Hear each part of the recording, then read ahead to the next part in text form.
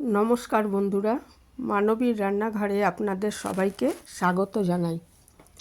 আমার আজকের রেসিপি এঁচোড় চিংড়ি বা চিংড়ি মাছ দিয়ে এঁচোড় রান্না। এটা বাঙালিদের একটা খুব বিখ্যাত খাবারই। অনুষ্ঠান বাড়িতে এটা অনেক সময় করা হয়, বিশেষ করে এই সময়টায়। তো এই সময়টায় ভালো এঁচোড় পাওয়া যায়। তো আমিও আজকে সেই অনুষ্ঠান বাড়ির মতো করেই চেষ্টা করেছি করার।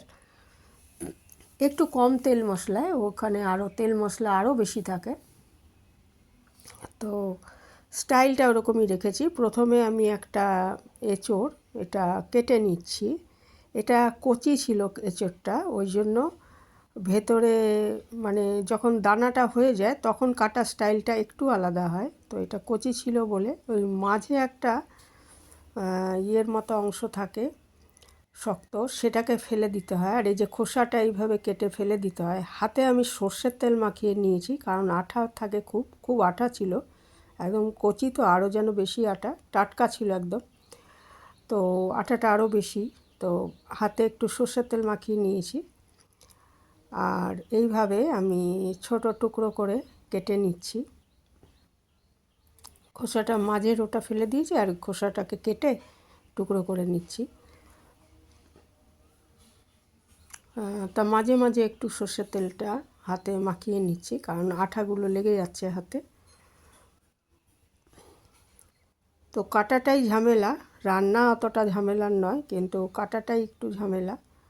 তো আজকাল তো বাজারে কেটেও দেয় অনেক সময়। ওই যে মাঝের অংশটা ফেলে নিলাম, শক্ত অংশটা, তারপরে এটা খোসাটা কেটে নিচ্ছি। এটা কচি বলে, নাহলে বীজ হয়ে গেলে তখন আবার সেটা কাটা স্টাইলটা একটু আলাদা হয়। ওই বাইরে একটা আঁশের মতো অংশ থাকে, ওটা ফেলে দিতে হয়।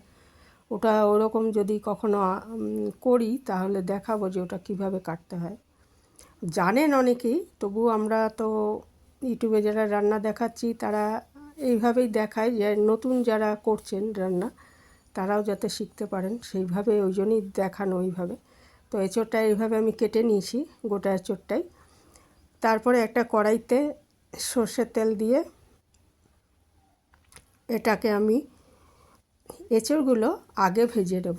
এঁচোড়টা কচি ছিল, যদি বেশি বাড়তি থাকে তাহলে অনেক সময় একটু ভাপ দিয়ে নেওয়া হয় 8-10 মিনিট, তারপরে ভাজা হয়। ভাজতে হবে, না ভাজলে আবার শুধু সেদ্ধ করে নিলে টেস্টটা অতটা ভালো আসে না। তো ভাপিয়ে নিলেও কিন্তু একটু ভেজে নিতে হবে। তো আমি এটা ভাপাইনি, যেহেতু এঁচোড়টা কচিই ছিল। এটা নুন আর হলুদ দিয়ে আগে ভেজে নিচ্ছি, একটু ভালো মতোই ভেজে নেব, তাহলে খেতে ভালো হবে আর কি। তো এটা ভাজা হয়ে গেছে, এটা তুলে নিয়ে আমি ওর মধ্যেই একটু সর্ষের তেল দিয়ে আগে চিংড়ি মাছ দিয়ে যেহেতু করব, চিংড়ি মাছ এখানে শতনেক চিংড়ি মাছ কেটে ধুয়ে রেখেছিলাম, সেটা নুন হলুদ মাখিয়ে রেখেছিলাম। এবারে সেটাকে ভেজে নিচ্ছি হালকা করে। চিংড়ি মাছ তো আমরা বেশি ভাজি না, একটু হালকা করেই ভেজে নিচ্ছি। নিয়ে ওই কড়াইয়ের মধ্যে আবার তেল দিয়ে আমি শুকনো লঙ্কা আর সাদা জিরে ফোড়ন দিয়ে দিলাম।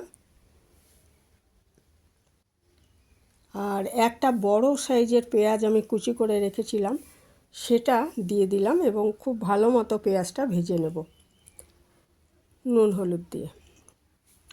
এই সময় নুনের ইয়েটা সবসময় আমাদের বুঝে করতে হবে। এঁচোড়ের সঙ্গেও নুন দিয়েছি, তারপরে এরপরে যখন আমি নুন দেব, যখনই দিই সেটা আমাকে বুঝে দিতে হবে। নুন বেশি হয়ে গেলে খেতে ভালো লাগে না। এরপরে পেঁয়াজটা মোটামুটি ভাজা হয়ে গেলে এর মধ্যে আমি ডুমো করে কেটে ধুয়ে রাখা আলুগুলো আমি ভেজে নিচ্ছি। আলুটা আগেও ভেজে তুলে রাখা যেত, তো আমি এর মধ্যেই ভেজে নিচ্ছি।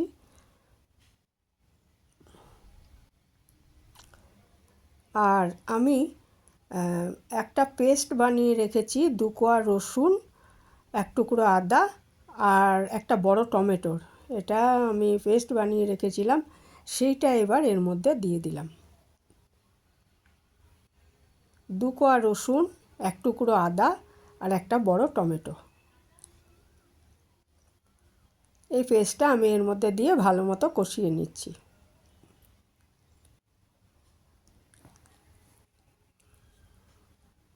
দিয়ে দিলাম 1 চামচ ধনে গুঁড়ো, 1 চামচ জিরে গুঁড়ো আর পরিমাণ মতো লাল লঙ্কার গুঁড়ো। রঙের জন্য ইচ্ছে করলে কাশ্মীরি লঙ্কা ব্যবহার করতে পারেন, কিন্তু আমি আজকে শুধু লাল লঙ্কাটাই ব্যবহার করেছি।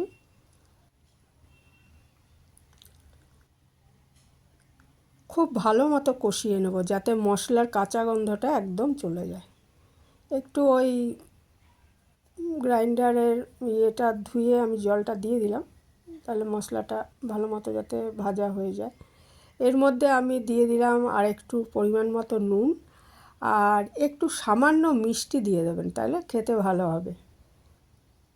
সামান্য মিষ্টিও দিয়ে দিয়েছি, চিনি দিয়ে দিয়েছি। এবারে খুব ভালো মতো মশলাটা কষানো হয়ে গেলে, কাঁচা গন্ধটা যখন একদম চলে যাবে, তখন আমি ভাজা এঁচড়গুলো দিয়ে আবার 2-3 মিনিট কষিয়ে নেব, যাতে এই মশলাগুলো কিছুটা এঁচড়ের মধ্যেও এর ফ্লেভারটা চলে যায়, মশলাটাও যাতে ভালো মতো মিশে যায় এঁচড়ের মধ্যে। এটা মিনিট 3 কষিয়ে নিচ্ছি।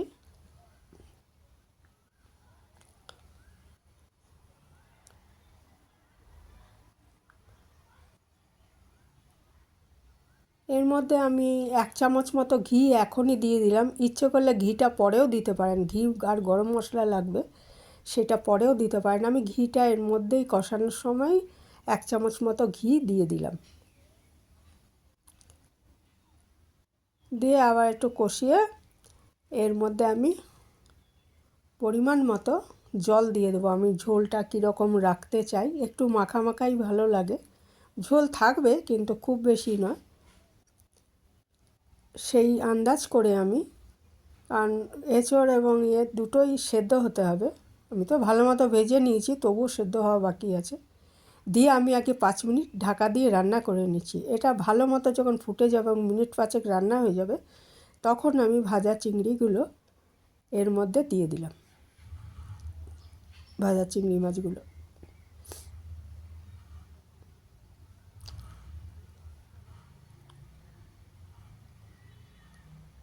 দিয়ে আবার ঢাকা দিয়ে মিনিট 7 রান্না করে নেব। করে ঢাকাটা খুলে দেখব যে আলু আর এঁচড় দুটোই সেদ্ধ হয়েছে কি না। আমি ঢাকাটা খুলে নিলাম মিনিট 7 পরে এসে দেখে নিচ্ছি যে এঁচড় আর আলু সেদ্ধ হয়েছে কি না। যদি হয়ে থাকে তাহলে এর মধ্যে আমি এই যে গরম মশলা দিয়ে দিলাম। আমি দেখেছি এটা সেদ্ধ হয়ে গেছে, তাই এর মধ্যে আমি পরিমাণ মতো গরম মশলাটা আজকে আমি কেনাই ব্যবহার করেছি। ইচ্ছে করলে নিজে গরম মশলা বানিয়ে নিতে পারেন, দারচিনি, ছোটো এলাচ, লবঙ্গ এগুলো দিয়ে, ইচ্ছে করলে 1 টুকরো জয়িত্রী এগুলো দিয়ে একটু মশলা বানিয়ে নিতে পারেন।